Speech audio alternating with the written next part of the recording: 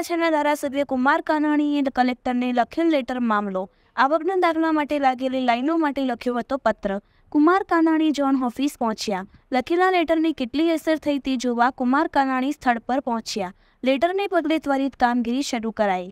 મામલતદાર સહિતના અધિકારીઓ તાત્કાલિક ઓફિસે પહોંચ્યા। લોકોને તડકામાં મુશ્કેલી ના પડે તે માટે મંડપ પણ બાંધી દેવાયો। કુમાર કાનાણીએ મામલતદાર સહિતના અધિકારીઓને સૂચના આપી।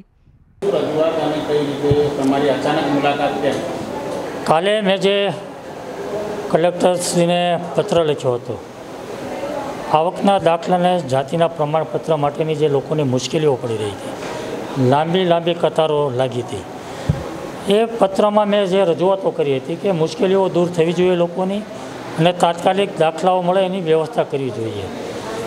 મારા પત્રની કેટલી અસર થઈ છે, કંઈ સુધારો થયો છે કે કેમ, મારા પત્ર પછી તંત્રમાં કોઈ અસર આવી છે કે કેમ, દોડતું થયું છે કે કેમ, એ જોવા માટે, તપાસ કરવા માટે આજે હું અહીંયા આવ્યો હતો।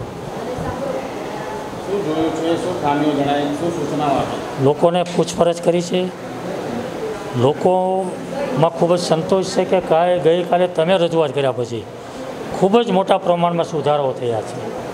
આજે મંડપ નખાઈ રહ્યો છે, પાણીની વ્યવસ્થા થઈ રહી છે, 2 તલાટીઓ હાજર છે, 4 આવકના દાખલા માટેની 4 બારીઓ ખુલી ગઈ છે, જે 1 બારી હતી। મામલતદાર પોતે અહીંયા હાજર છે, એટલે ખૂબ જ મોટા પ્રમાણમાં સુધારાઓ થયા છે।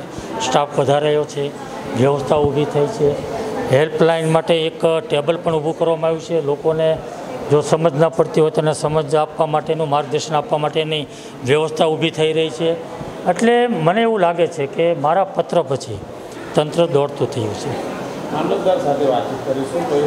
મામલતદાર સાથે જે મેં વાત કરી છે, લોકોને જે ફોર્મ ભરવાની કટ ઓફ ડેટ છે એ પછી દાખલાઓની જે તારીખ આપવામાં આવે છે તો એમાં સુધારો કરવામાં આવે, લોકોને સંતોષકારક માર્ગદર્શન આપવામાં આવે, જવાબ દેવામાં આવે અને લોકોની જે કંઈ તકલીફો આવે, મુશ્કેલીઓ આવે એને સાંભળીને એમાં પગલાઓ ભરીને તાત્કાલિક દૂર થાય એના પ્રયાસો કરવામાં આવે।